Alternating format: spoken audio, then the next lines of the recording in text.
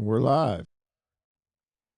We're going to talk about the brush pile fishing in the summertime. Context is going to be the summertime today. If you were in the live just this past week, we had a really deep conversation with my buddy Rob Jordan about what brush piles look like, what's the best type of brush. We even talked a little bit about if you wanted to sink brush, how to sink it, what types of trees you should be sinking. A lot of deep conversation on catching fish and brush. You should go back and watch that live if you didn't get a chance to yet. Today, we're going to talk a little bit more specifically about where to look for brush. The question came up because I remember there was one specific quote that Rob kept saying was, if brush is in the right place, if you find the right type of brush, then you get X, Y, and Z. Now, when you make a statement like that, you got to follow it up with what exactly is the context and what are you talking about? You can show me what type of brush. You can tell me how deep. You can tell me all these things about what lure to use around brush pile. But if you don't tell me what a good brush pile looks like and how I find it and recognize it, you really still don't have anything. So my goal in this video tonight, in this little workshop, is to show you, to explain to you, to give you some examples, give you some screenshots, and walk you through how you find good brush piles. Now, the obvious thing, now we can get real simple, and I like to make stuff simple. We get real simple and say a good brush pile is a brush pile that's got fish on it. And really and truly, that's all we're all looking for. We can make this really complicated. That's really all we're looking for. Well, Brian, how do you know if it's got brush on it? Well, you only got two choices. You can use them little black screens that's on your boat and ride by them and see if you see any fish on your grass, or you can throw a lure at those brush piles that you find and see if you get a bite. That's the two ways that you can figure out if a brush pile is good or not. As complicated as we're about to make this seem and as deep a dive we're about to have, at the end of the day, those are your two options. Y'all don't get mad at me. I ain't trying to be a smart aleck, but truth is, you use your graphs to look at those brush piles or you go fishing. That's how you find out if a brush pile is good enough. But let's go into some nuances. I made some really good slides tonight. Well, I mean, I think they're good. Y'all might not think they're good. It made sense to me. If they don't make sense to you, that's your fault, not mine. But I did make some slides tonight to kind of help you understand, to give you a, as we say in the corporate world, to give you a bird's eye view of what it's like to fish brush piles. Okay, Mike, we can go ahead and go over to my slides here. First one's gonna be my cover slide. Let me see if let me get this going on my phone. I think you need to turn on your screen share. It's not on now? Oh, let me go back then. I thought it was on. Reach back to that corporate job you're coming from. It is on. It says it's on. Okay. It is on. It says I can stop it and start it again if I need to. Is it still not showing? Do it on the Ecamm link on the stream. Yep. I can. Let me just stop sharing and start over again then. Share screen. Well, share screen. Share entire screen. You getting it now? Yeah, it's Let me come back over here. What are we doing wrong here? I don't know. I got it on my end. There you go. You got it? Yes, you are good now. Okay. First thing we want to talk about is where's a good spot? Where's a good spot? I'm sure. And listen, a lot of times when we have these workshops and classes, we sit here and we talk about all this stuff.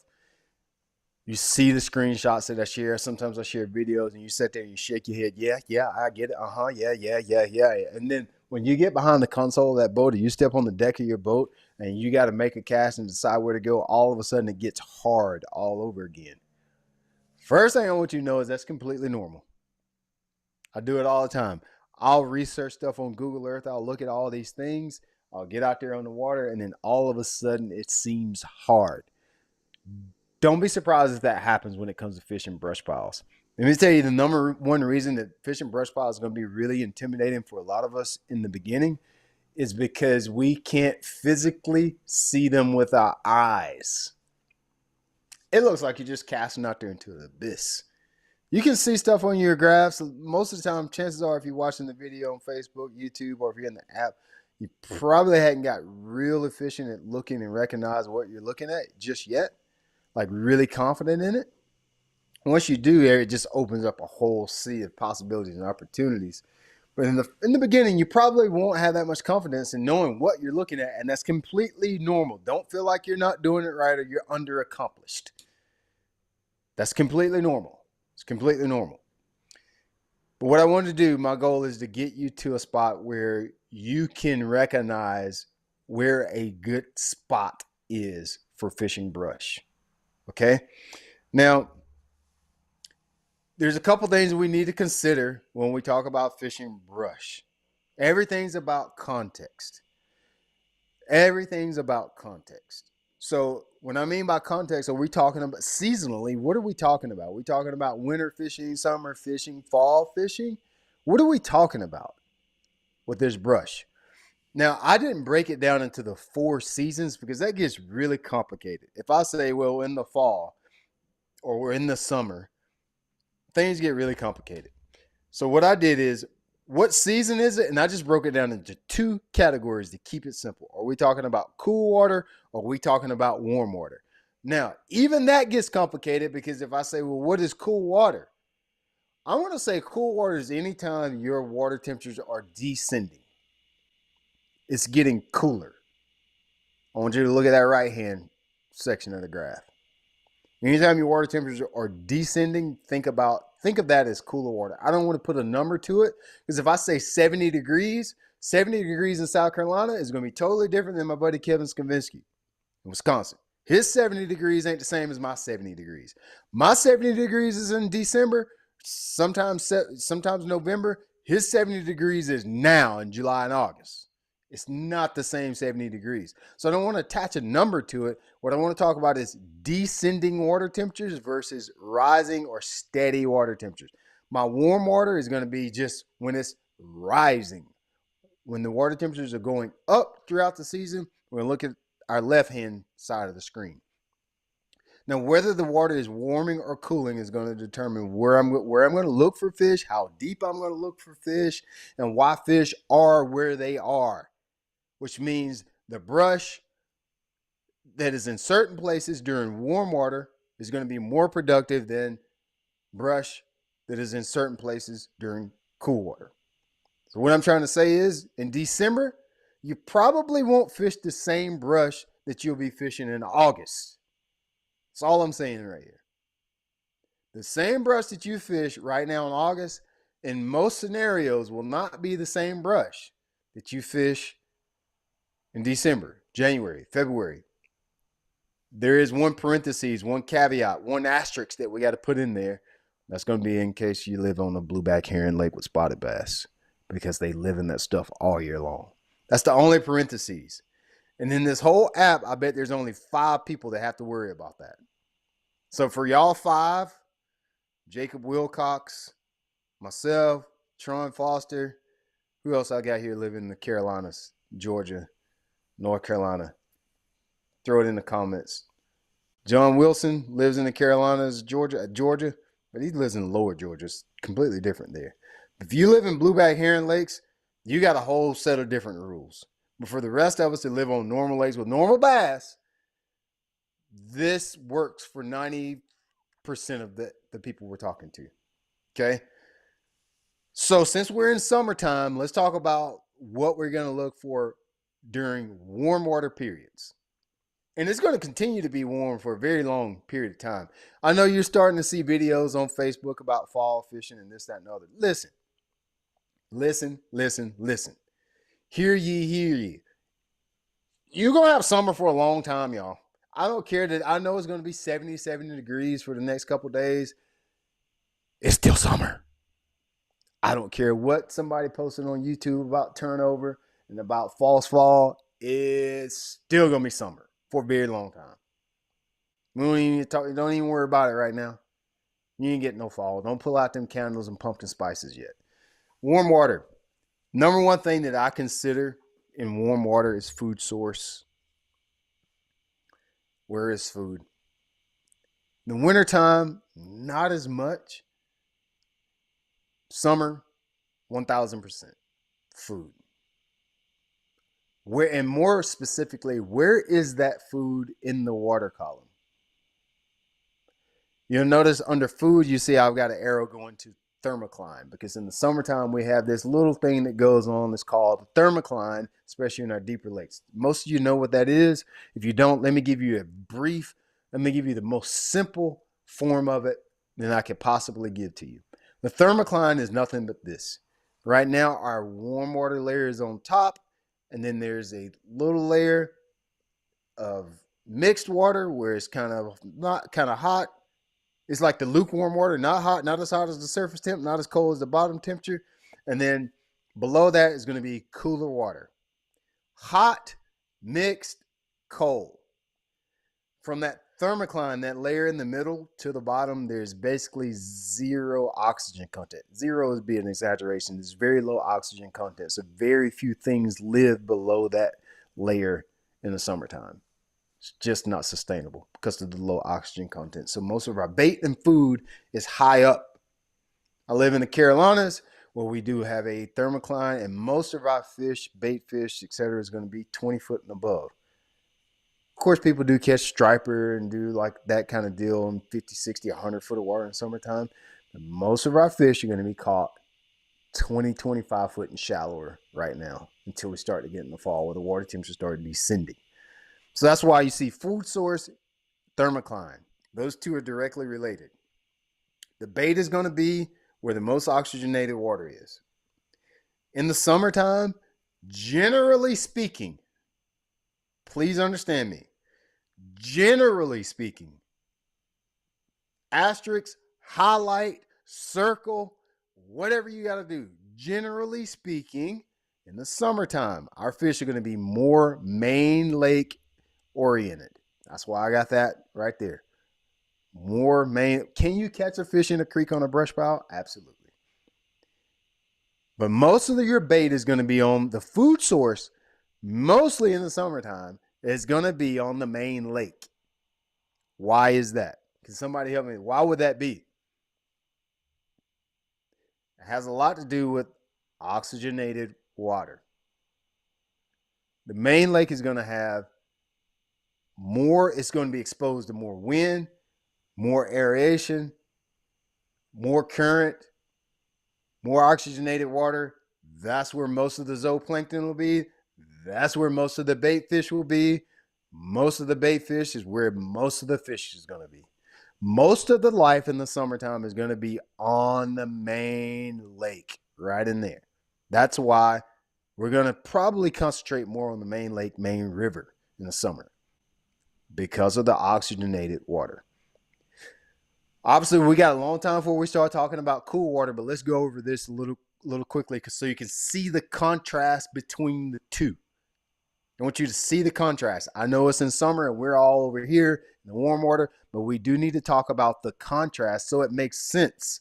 We may not want to visit brush piles in November and December this year. Come back and find this. Type it in the search bar. You can ask me on Ask Be Like. I might have a little bit of an attitude because I'll be like, man, we just went over. I spent like 2 weeks on this and prepared slides and talked and preached and ran my mouth. I drunk a gallon of water. I might have a little attitude. You asked me about this in December. So here it is, cool water. Where are we going to look? What's going to be, where are we going to go if we're looking for brush piles in the cool water periods when the water temperature is descending, getting colder?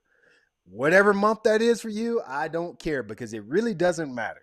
Is the water temperature dropping? Are the days getting shorter? That's your cool water period. Water temperatures dropping, days getting shorter. We'll talk about photo period later in the year.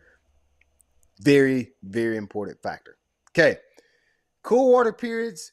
I don't want to say you should be looking for brush that's only shallower, but then in the winter cooler periods of the time, brush that is shallow comes into play. Make sure you understand me. I want to say that. I want to say it with less words so it's less confusing. In the wintertime, cooler periods of the year, you will be able to catch fish on brush from 40 to 2 foot.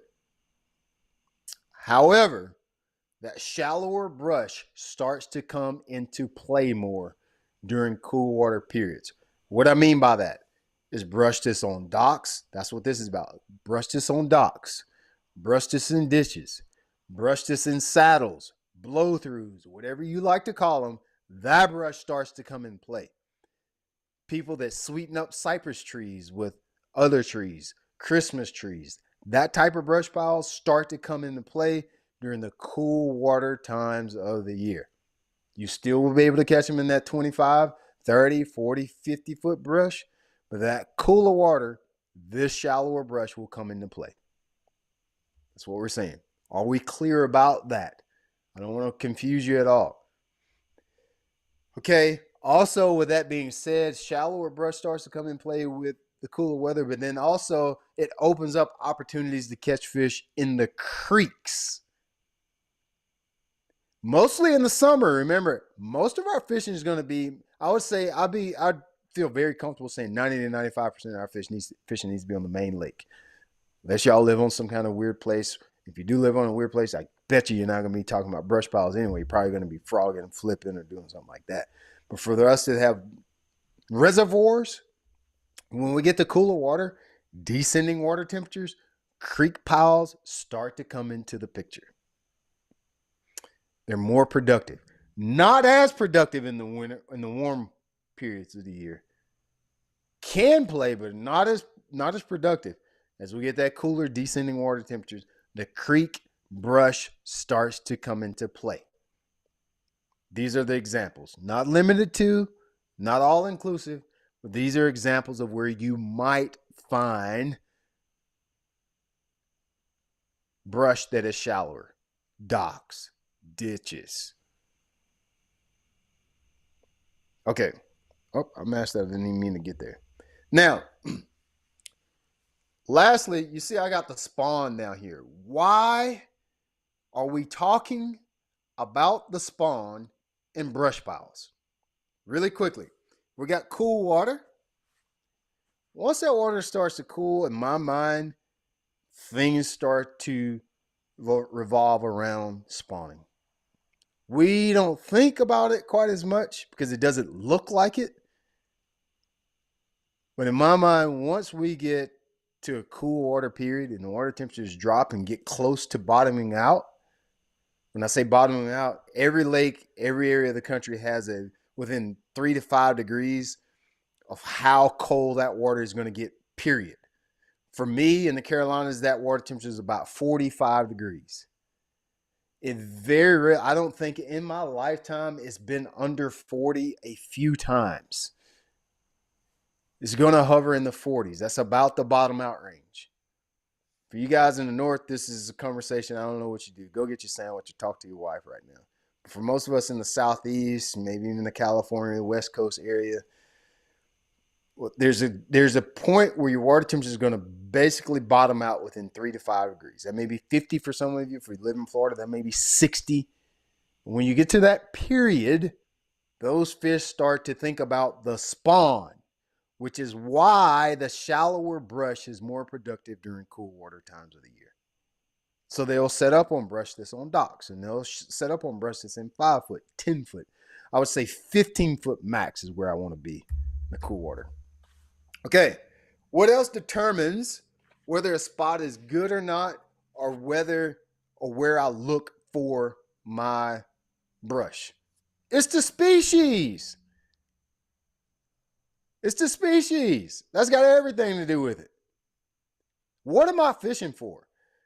I broke this down into only 2 categories because in my mind, y'all let me know if you're wrong, if I'm wrong. Okay, I want to see. Please let me know. I got the comments open on the app right now. I know Kevin, Mark Jonas. Who else is my smallmouth guys from up north? Brian Barty. Any of my smallmouth guys, I feel pretty certain saying, I feel very comfortable saying that you don't catch smallmouth on brush. Smallmouth like grass and rock and sand, in my mind. I've never caught them off brush. I could be wrong. So I only divided this into two categories. The species that I'm going to be fishing brush for in the summer is going to either be largemouth bass or spotted bass. You let me know if I'm wrong about that.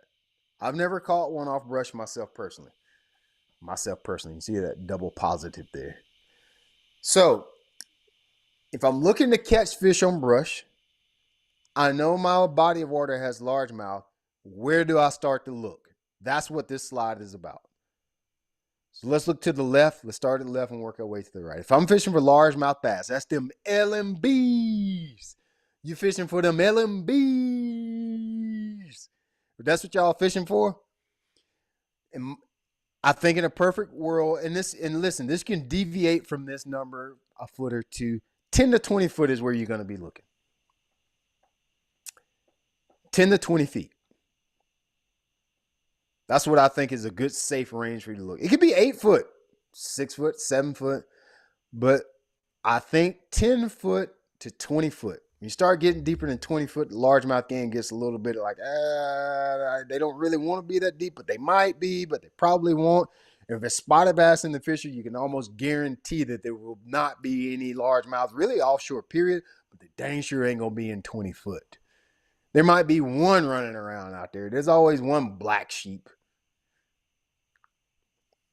Anyway, so 10 to 20 foot in the summertime. Keep in mind the context of this conversation is summer. We got to revisit this once we get to January, February, December even. We'll revisit this conversation. But for right now, largemouth bass, that's what I'm targeting. I'm trying to catch them on brush piles 10 to 20 feet. So you can get on your graph. A lot of times you can get on your graph. You can highlight all the areas in 20 feet.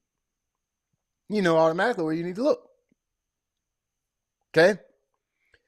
Where am I going to look for this 10 to 20 feet? Because it's 10 to 20 feet in the creek, 10 to 20 feet in the boat ramp, 10 to 20 feet in the lower end, 20 to 20 feet on the river section. Where's the 10 to 20 feet? It's going to be on main lake. When you're talking about largemouth, it can be creeks, but I stay on the main lake in August. I would. It's a higher percentage. Can you catch them? Brian Thrift could find them on it. He found one in my shop one time in the back. I was just throwing a little debakey rig on it. But Brian Thrift can find them anywhere in brush pile. We are not Brian Thrift. We are you and me. Okay? So we are you and me. So for you and I, we probably should stay towards the main lake. Why? Because in the summer, that's where the most food is. We already talked about that. That's where the most food is. Stay on the main lake. You can get in the mouth of creeks, but I wouldn't be going back in the creek. You can get in the mouth of a creek, but don't go too far in there. You get to a dead zone. You can figure out what that dead zone is, and that's the thing too. Okay, you can see I got in the parentheses again, except for herring lakes. If you live on a herring lake, just stay on the main lake. Stop tripping. Make it easier on yourself. Just stay on the main lake if you live on a herring lake. If you know what a herring lake is a lake that has blueback herring. So that means the entire Savannah River chain. Lake Huey, Hartwell, Clark Seal, Russell. That's it. Lake Murray, Lake Lanier. I don't think North Carolina has any herring lakes. Stay on the main lake. One important thing to know about largemouth bass. If you're fishing for largemouth, this is going to help you with two things. When you're looking for largemouth bass on brush and you're using your electronics, you may or may not be able to actually see the fish. Here's why. Because the largemouth bass get in the piles. They get in the piles. You got a big giant brush pile, 20 foot, 15 foot. They get in the brush piles. Sometimes, not all the time, you may mark the brush pile, throw a waypoint on it, come back over there with your forward facing or your 2D or whatever you like to use fish. I don't want to get in that conversation. Whatever you use to fish, and then you can see them once you slow down and actually start fishing. I'm not saying you won't, but a lot of times, don't be surprised if you just mark a bunch of brush piles like, man, I didn't see anything on my side imaging. Largemouth, because of the way they are predators, they get in something, wait for it to swim by, and then jump out and get it. Because of that fact, they get deeper into the brush. They get in the brush. You might not be able to see them by idling across a brush pile. Possibly. We might not be able to get a good scan of how many fish is in that pile, because they do get in the piles. Let's talk about spotted bass. Am I moving along good? Do we have any questions in here? I'll get to them. I don't want to stop my flow. I'm in my bag right now. Huh? I'm in my bag right now. Let me cook is what the kids say. Let me cook. Let me keep cooking right now. Spotted dogs, meat dogs, what we're going to do, completely, totally different animal. God bless us that have to fish for spotted bass. If you live on a spotted bass lake, just know I got you in the prayer box. I'm praying for you. I'm intercessing. All the cool things we say in church. I got you in the prayer box. I'm bringing your name to the altar. I plead the blood on you, because spotted bass will drive you crazy. Made me stutter how crazy they're. Crazy they'll drive you. They just do stupid stuff, man. They just do stupid stuff. Spotted bass, look how much bigger the range is. 20 to 40 foot in the summertime. Keep in mind, this context is summer. We'll have to revisit this when we get to cooler water periods. Summer, 20 to 40 feet. 20 to 40 feet. Could be 50, depending on how clear the water is. Eric Zenke is from Lanier. Eric, if you're in the comments tonight, you might be busy, but if you're watching, can you let me know what's the deepest you've caught a fish on a brush pile on Lanier in the summer? Or anybody that fishes Lanier or Hartwood. Wilcox is around. Jacob Wilcox, let me know. What's the deepest you've caught a fish in the summer? I'm going to be honest with you. I don't think in the summer, until I get to about October, I don't think I've caught one deeper than about 40 to 45. Listen, the sweet spot in the summer, and I want to dive real deep into this part right here. I'm going to stick a peg in this. We'll hang out here about 5 or 10 minutes. In the summer, 20 to 30 is the sweet spot. It all goes back to that last slide about oxygenated water, thermocline, where the food is. 20 to 30 is the sweet spot. Now listen closely. Listen. Attention. If you're falling asleep, I need your attention right now. When I said 20 to 30 feet, I need you to remember. Listen. 20 to 30 feet does not mean that you only fish in 20 to 30 foot of water. I just blew somebody's cap off. Your hairline receded further than mine is. My hairline on one side goes way up and then the other side. You know how embarrassing that is when you look at a picture and you got your hairline going up one side? I ain't shaping up that way. It just grows like that. Okay, 20 to 30 feet. There's a phenomenon that happens here in the Carolinas. When I say the bass, when I'm looking for spotted bass in 20 to 30 feet, that doesn't mean that I highlight on my graph everywhere that the bottom is on 20 to 30 feet. What that means is I could be talking about 100 foot, and the fish will be in the top 20 to 30 feet. So I got 80 foot of water column, 60 foot of water, but the fish are right here. Bop. I got 80, but they in 20.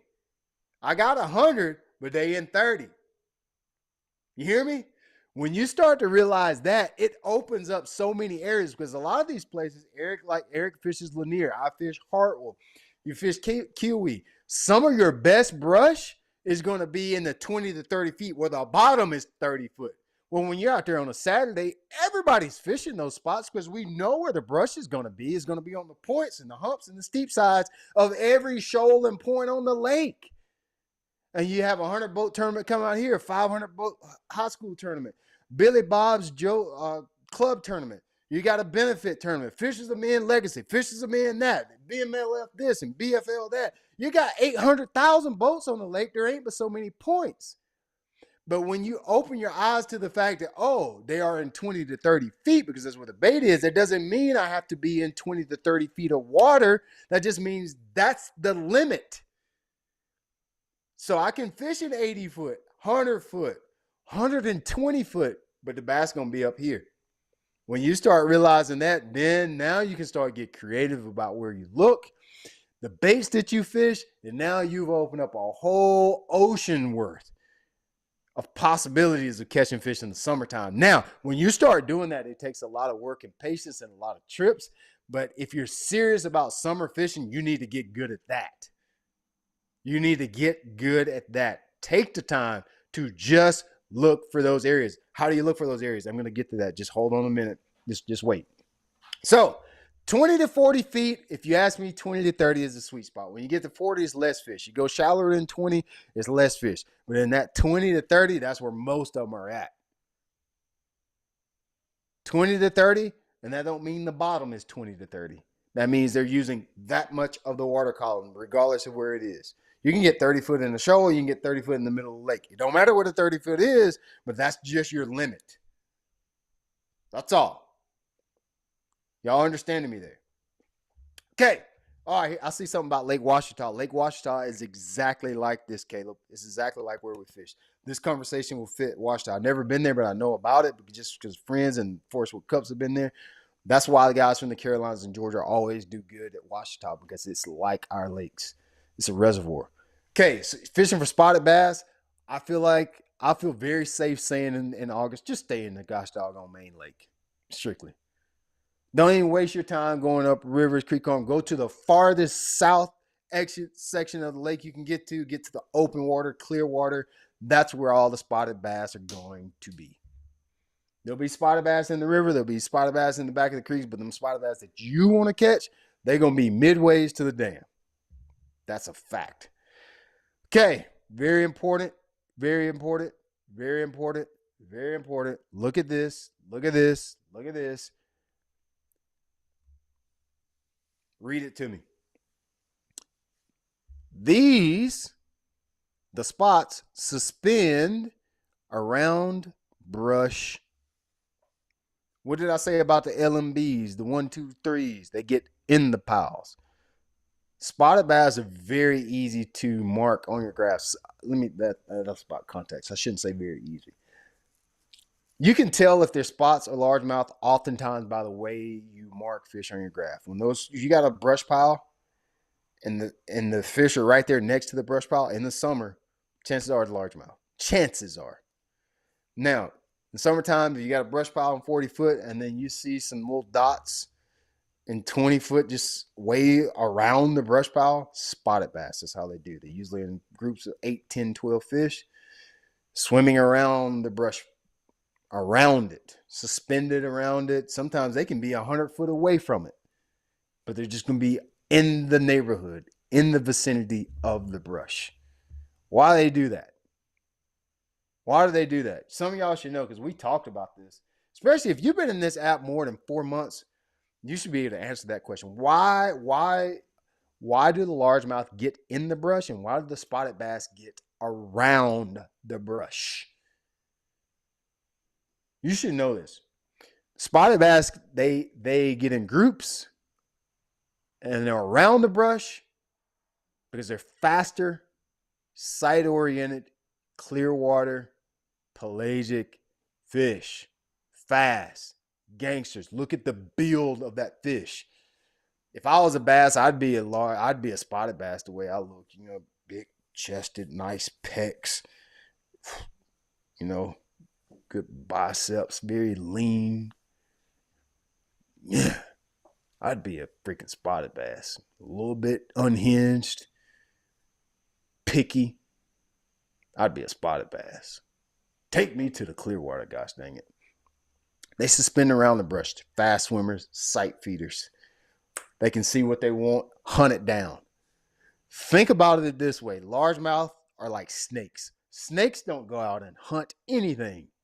Alligators don't go out and hunt anything. They sit there. Alligators sit there. They wait, pounce. A cheetah, as my granddaddy say, a lion. Hey, anybody got an old person, they don't say lion. They cannot. And listen, if you got grandparents still living, I lost my last grandparent last year. If your grandparents are still living, go and ask them to say lion. Just have a conversation. It's like granddaddy, what's the name of that movie? It was like, with Simba, they held him up, and see if they say Lion King. Listen, what's a lion do? They go out and hunt.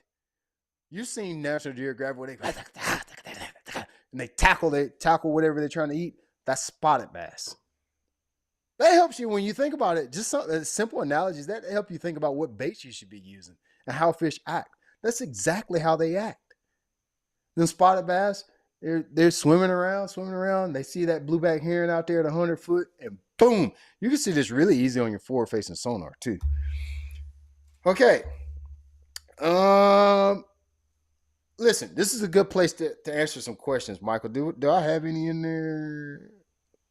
Yeah, let me scroll up real quick. Let's see. There was one about temperature. Do I got my volume up? I hope I do. I think I just muted myself. No, I didn't. I didn't see any questions. I see some conversation. Glad to see y'all having conversation. I like that. Caleb asked early on, how much of a change in temperature is this rising, falling a couple of degrees when you're talking about temperature change? Keep in mind, especially when you're talking about water temperatures falling, it's never going to be drastic going into the fall.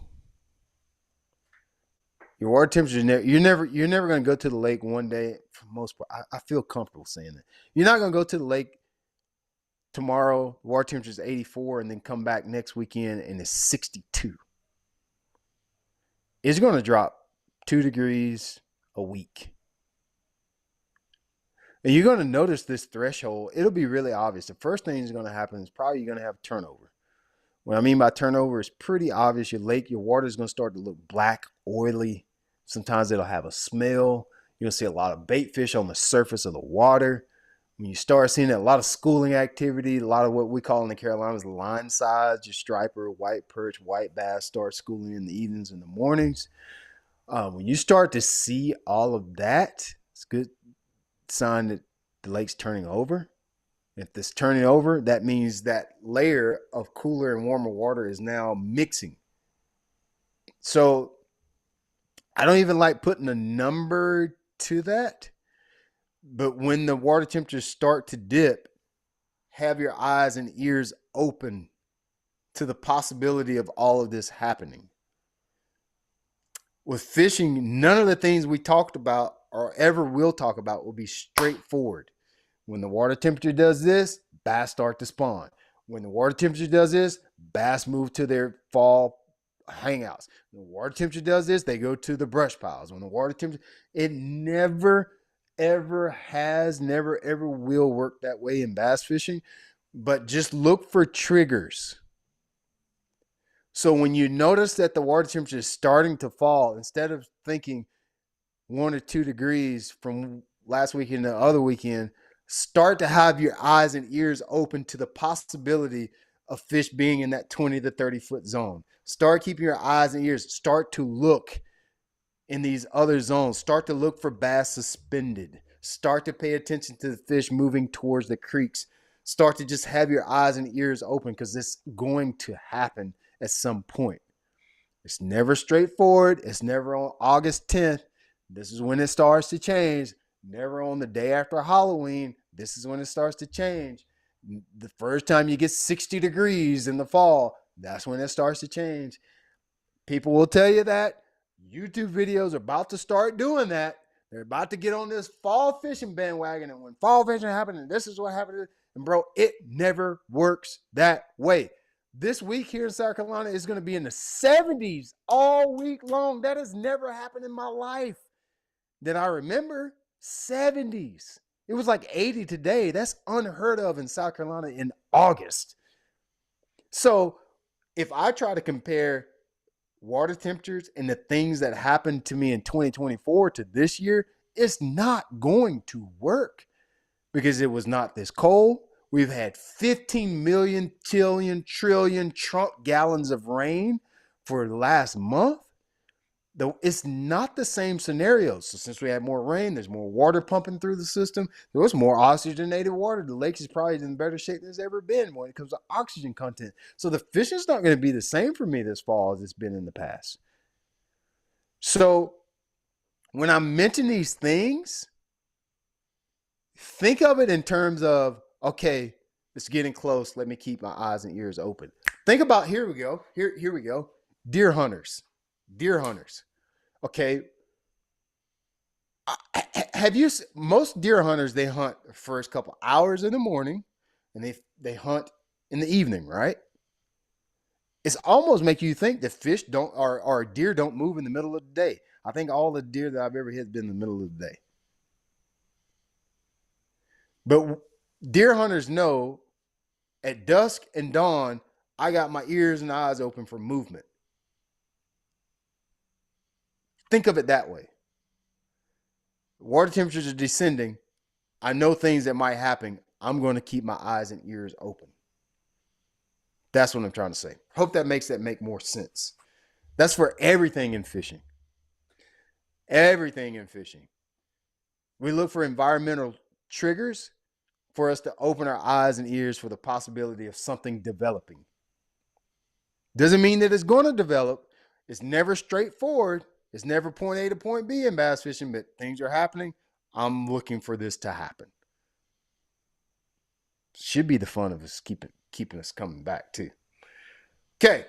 Hope I answered that, Caleb. I didn't really answer your question, but I wanted to give you insight on, I think there's a better way, a better perspective to have on that. I think personally, somebody else could maybe articulate that a little better. Okay. Was there any other questions, Michael? That was the only Okay. question I really saw. Okay. Let me see. Okay. Now, all right. What I want to do next, I took some screenshots of my graph. We're going to look at these places. This is what the map would look like where I would tell you to look for brush. This is what it would look like. And there's going to be one, keep in mind, context is summer again. There's going to be one thing that you keep seeing on all of these screenshots that I'm about to show you. That number one theme is that most of the time in the summer, this right here is a hump. What we're looking for, steeper drop-offs. Summer, winter, I tend to like steeper drop-offs, more contour. If you've never read a topo map before, you see where these lines are very close together right here. Can y'all see the cursor? See those lines? That indicates that is a steep drop-off. 23 to 47 to 59. Oops, sorry. To 59 out here. 60 foot.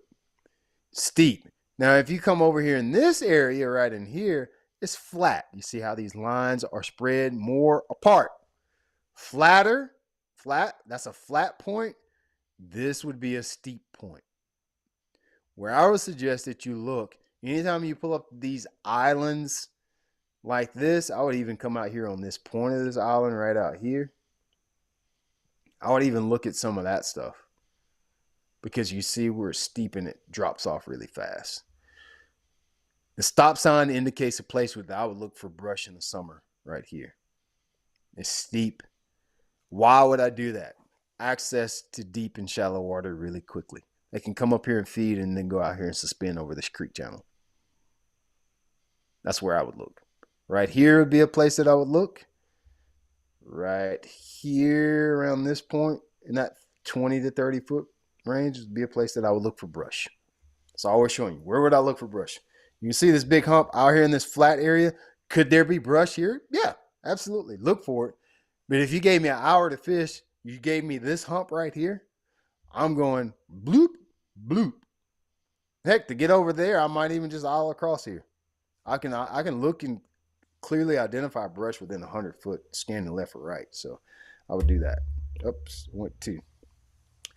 Stop sign indicates where I would look for brush. This is another long underwater point. Even on the top of this point is water. You can drive across this. You can see I actually did.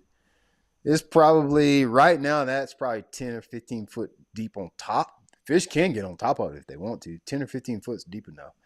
But his hot spot is going to be here. This is where I would look for brush, is in this area right here. That's why I have the stop sign there. You can see, in fact, I did look for brush right there.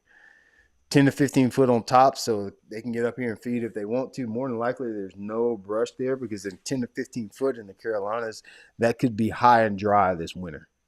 Our lakes drop like that. They pull them like that. So these fish can use right in this area right here, where it's the steepest. Over here is not as good, in my opinion. I wouldn't really be too concerned about looking for brush over there. Should I? Maybe. But if I were planting brush or if I was looking for brush, the most productive brush is going to be in this zone right where you see the stop sign is, within 200 to 300 foot of that. Which is not that far. 5-10 boat lengths either way. Let's look at this zone. This was a little bit more tricky. Y'all see where the stop sign is on that one? Right here. Now you see this point. That's very obvious. It's even got a marker on top of it. You see this point here, but look how this one sticks out a little bit further. And it comes out here to 70, 80 foot. It reaches out here and touches some really deep water. It's extending out into the river channel. You can see it's like 30 foot on top. If there's brush anywhere in the vicinity of this right here, with it being deeper and extending further out into the river, good chance there's going to be fish there, especially if there's brush there. So I'd scan right around in here. You can look over here, but chances are in the summertime, this wouldn't be my best summer spot over in here, but this would be a really good summer spot. You're talking about 20, 30 foot. Okay, look at this spot right here. This is just a really long point with a saddle in the middle. One of the things that I talked about earlier were saddles. This would be the saddle here. This would be a saddle. That's dry land. This is an island. This is land. You can see we got a point and then this low spot right here. That would be a saddle. This would be a saddle. Sometimes in Carolinas, we call them blow-throughs. See that? Low spot in between two high spots. Saddle. Okay? This marks the spot that I would call the hot zone for brush. Right in here. You can see a river channel cuts in here. River channel. Whoop. That point's really close to that. If there's brush here, there's bass there. High percentage. Could I look right around in here? I could. Could I look over here in the saddle? I could.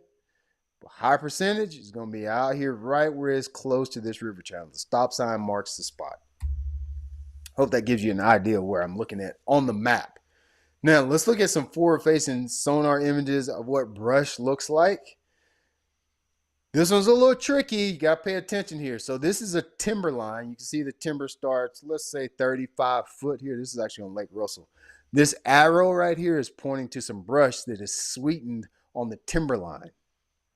I love spots like this. Somebody had enough sense to sink a brush, something right there, right on the edge of the timberline. You can clearly see from about 35 foot and shallower, nada. But that little inconsistency of some type of different type of wood, even though you got a sea of wood out here at 35, 40, 50 feet, they sunk that brush right there. I think we actually caught some fish off that spot too. Go back, sorry. They sunk a piece of brush right there. Sometimes if you hit it at the right angle, you can actually tell what type of brush it is. It's really hard on that one. But they sunk some brush right here. One thing that I talked about, I want to try to illustrate it right here. I should have drew a little schematic. This is the sneaky stuff that I talk about. You see this timber way, way, way, way out here in 50 plus feet of water? You remember how I mentioned that there are times, let's just say the fish are in 25 foot of water. Okay, well, this brush is in 30. That's pretty close. It's right there on the limit. But also, I got this timber that's in 30. Everybody in your tournament is going to fish that, not realizing that fish will use this timber edge out here that's still in the 20-foot mark as an ambush point as well if it's in the right spot. Right spot meaning a hook in the river channel close up to a point. If this timber is in the right spot right here, spotted bass especially are going to hang in that zone right there. Will they be around a 30 foot over here? Absolutely, but they'll be in 30 foot over here. Now, this is a perfect example of showing you exactly what I was talking about, is that 30 foot doesn't mean 30 foot at the bottom of the lake. It's 30 foot right here, and it's 30 foot right there. It could be bass here, it could be bass there. And when you start seeing that, now you can get real creative with your brush pile fishing, because there's just as likely to be fish in the right spot right here.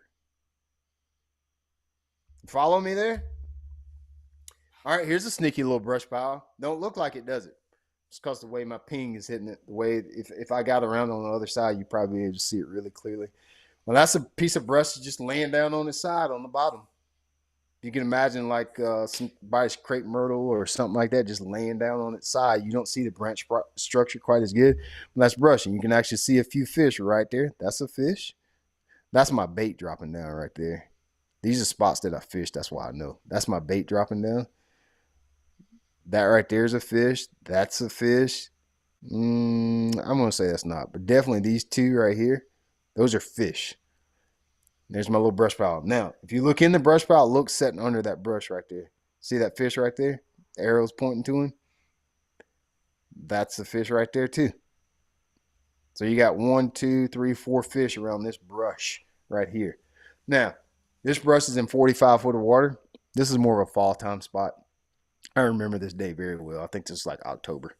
Look at my timber. See the timber right here? Brush right on the edge of the timber. A lot of ambush points. A lot of ambush points. You can see those bass sitting down in that brush. Like I said, that's my bait dropping down to the fish right there.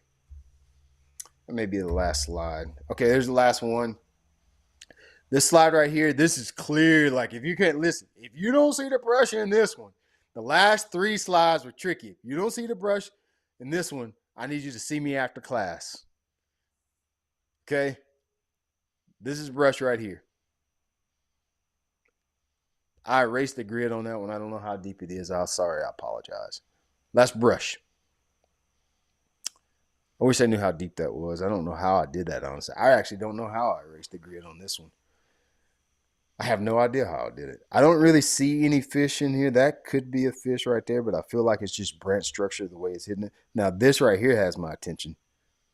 That looks, those two look like fish. I feel like you're looking at like the MRI when for you guys. I know Caleb Kelly just had a baby. Yay, Caleb had a baby girl. If I'm baby girl, it's like looking at your baby on the ultrasound, which is basically what this is ultrasound technology. You kind of look at it trying to figure out what things are. I could do this all day. Pretty sure that's a fish right there. Pretty sure those two are. I think that's it.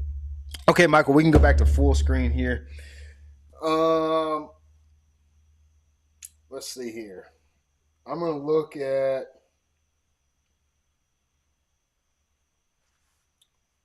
the comment section here, see if we had anything going on. I didn't see any. No questions here.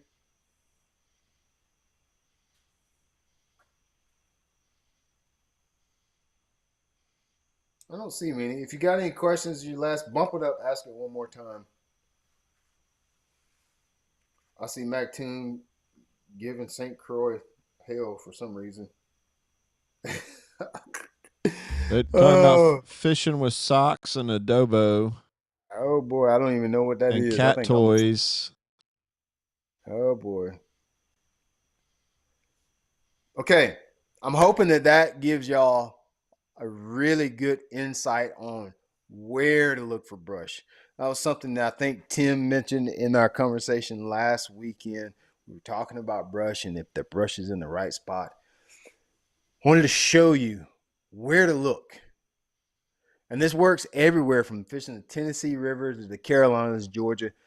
I feel like northern fisheries, you don't fish for brush quite as much up there, or maybe not at all. But even you guys in Florida, I know we got Ray in Florida. Brush pile fishing is a big deal in Florida. Now in Florida, you don't have quite the contour that we have. When you open up your map, you may not see quite as much as what I just showed you. But they're still going to get primarily on the same spots. I don't care if you're in Florida or South Carolina. All you really have, ditches, humps, and points. That's all it is to fishing. If you think about it, everything is a ditch, a hump, or a point. That's all you got. So if you can find anywhere where it's a little deeper or a little shallower, any kind of transition, you want to look for brush there. It's a big deal in Florida too. So brush fishing can be a lot of fun. In the summertime, it can be one of the only and best ways for you to catch fish. So get out there and try some of the stuff that we talked about tonight. If you want to learn how to catch fish on brush in real time, talked to Ray about this earlier today. I am going to be hosting Elite Angler Development Academy this fall. It's going to be a very, very small group of guys. I'm thinking maybe only 5. I'm going to do another one this spring as well. But it's going to be more of a one-on-one coaching session where we talk about this stuff. Show you how to find this stuff in real time, okay? We're going to do that looking in that November time frame. If it's something you're interested in and you always wanted to have in-person coaching on the water, sign up for the class. I'll reach out to you guys over the next couple of weeks, get some details to you. This will be an all-inclusive trip. Only thing you need to bring is your gear and your boat, if you have one. All we're going to do is take you out fishing for 3 days in a row and show you how to do all these things in real time. We may even consider, I'm also going to do some stuff with your boat just to make sure your electronics are rigged the right way, your transducer location is rigged in the right way, and just kind of give you an analysis of your electronics and what you may need or may want to use on your boat as well. So if you're interested in that class, you can sign up. Destiny did send us out an email last week about it. You can just, I'll post it in the comments section. I'll give you I'll post in the comments, not the comments, in the community section, the link to sign up for that. Michael, do you have our button ready for that to go as well? A bundle ready to go? Because we're already sending out an email. We're ready to go with that class. So let me know. We'll do some of this stuff in real time and get you catching more fish offshore and more specifically using your electronics in deeper water. It's going to be a fun fall with that. So that's all I got for you guys tonight. I appreciate everybody tuning in. There was a live earlier today. Hey, Michael, can you make that live that I did earlier today? Can you publish that one for me? Yes, sir. It's on my to-do list. Yeah, I used that thumbnail that you already had. 5 best fishing rods. So somebody asked a really good question that spurred my thought process. I think it was last week. Someone asked me what rod that I use for drop shotting. And I was like, you know what? I really should be talking more about what rods you really need. I have a lot of rods. I don't know how many I have, but it's a lot. But I really only have 5 rods. I have multiple versions of the same rod. Because really and truly, outside of these 5 scenarios, I don't know. I don't need a medium, light, extra soft, fast, double crescendo. I don't need any of that. There's only 5 rods that I need, and I outlined those out in this live that I did earlier today, and I think it'll really help you. And it's hard to have a conversation about fishing rods without talking about fishing line and hooks. All 3 of those elements, your hooks, your line, your rod, and your reel all work together. It's like, think about a car or a truck. I can't use the same wheels and tires on a truck that I can use on a car. It's a different size, a different shape. I may have more rubber, less rubber, more knobs, more radial style tires. It doesn't work. Those wheels on a Ford Explorer can't be the same as the Ford F-250. It just doesn't work the same. So it is with your rods and reels. Every little detail matters. But don't let social media, YouTube, and all the educational content on the internet fool you into believing you need a medium like this, and you need an extra heavy this, and you need a rod for that, and you need a rod for that.